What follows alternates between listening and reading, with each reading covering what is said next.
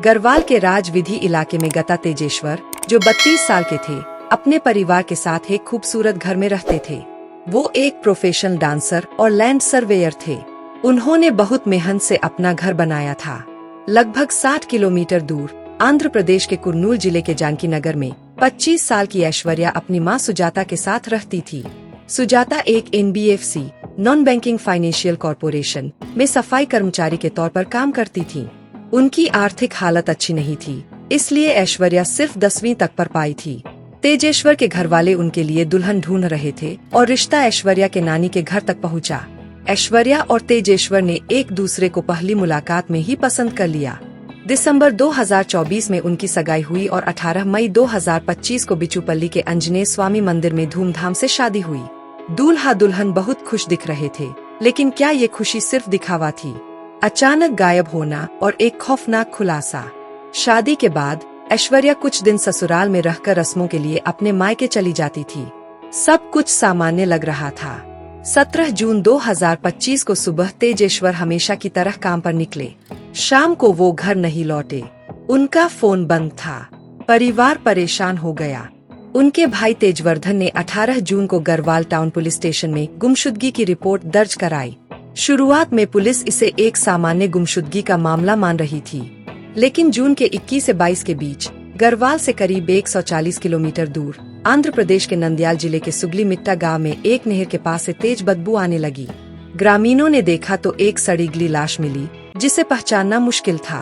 Police को सूचना दी गई और लाश को कुर्नूल के सरकारी अस्पताल भेजा गया। गढ़वाल पुलिस को खबर मिली और तेजेश्वर के परिवार को बुलाया गया।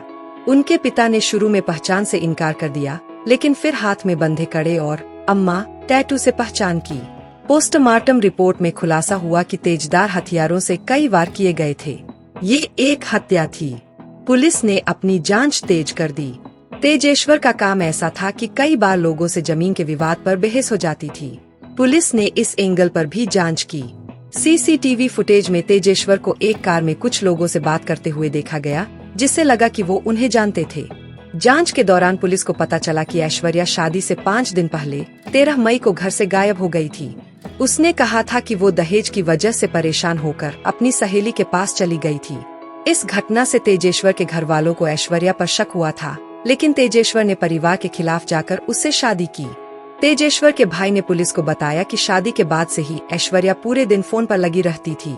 जब भाई गायब हुआ तब भी उसके चेहरे पर ज्यादा दुख नहीं था।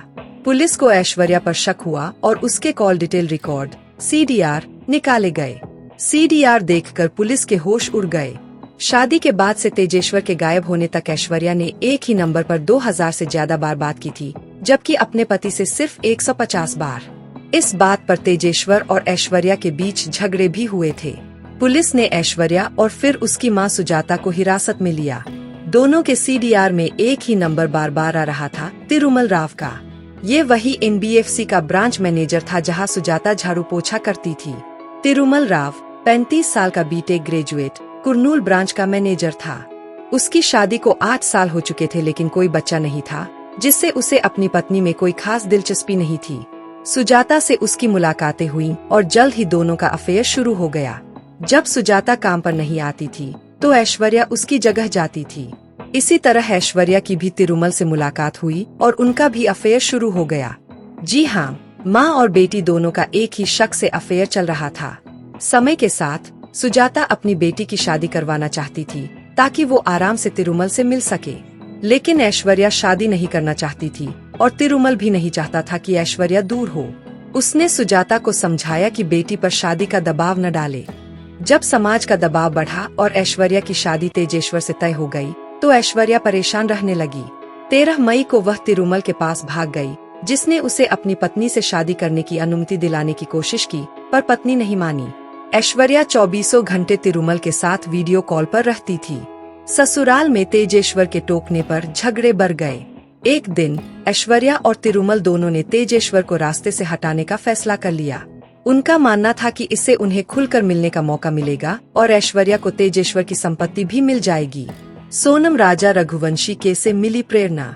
ये लोग शादी से पहले से ही तेजेश्वर को मारने का प्लान बना रहे थे, लेकिन हिचकिचा रहे थे। तभी सोनम राजा रघुवंशी केस की घटना हुई। इस केस से उन्हें प्रेरणा मिली और उनका डर खत्म हो गया। उन्होंने उस केस की गलतियों से सबक लिया और अपनी प्लानिंग को अंजाम दिया। तिरुमल ने ऑनलाइन एक जीपीएस ट्रैकर मंगवाया और ऐश्वर्या को दिया, जिसे उसने तेजेश्वर की बाइक में छिपा दिया। फिर तिरुमल ने कुमारी नगेश नाम के एक पॉटर को, जिसे पैसों की जरूरत थी, तेजेश्वर से दोस्ती करने को कहा। नगेश ने अपने साथी परशुराम, ऑटो ड्राइवर, और राजेश उर्फ राजू, तिरुमल का ड्राइवर, को भी इसमें शामिल किया। 17 जून को नगेश, परशुराम और राजू ने किराए की कार से जीपीएस ट्रैकर के जरिए तेजेश्वर का पीछा किया। कृष्णा रेड्डी बंगलो के पास उन्होंने तेजेश्वर को कार में बिठाया। जब वे इरावली गढ़वाल के बीच वीरापुरम पहुँचे तो उन्होंने कार रोक दी और परशुराम, राजू और नगेश ने तेजेश्वर पर तेजधार हथियारों से वार कर उसकी हत्या कर दी। हत्या के बाद उन्होंने वीडियो कॉल पर तिरुमल को दिखाया और तिरुमल ने यह खबर ऐश्वर्या को दी। तिरुमल ने उन्हें सलाह दी कि कुर्नूल के पंचलिंगा के पास पहुँचे और हाईवे से बचे। रास्ते में बीचूपल्ली ब्रिज से उन्होंने तेजेश्वर का मोबाइल फोन, बैग और बाकी सामान कृष्णा नदी में फेंक दिया। तिरुमल ने उनसे मिलकर तेजेश्वर की पहचान की, फिर उन्हें नए कपड़े और 1 लाख रुपए दिए। बाकी पैसे 20 जून को देने का वादा किया। पहले योजना उसे दफनाने की थी, लेकिन बाद में पन्ने में नहर के पास झाड़ी में फेंक दिया। गिरफ्तारी और सच्चाई का खुलासा।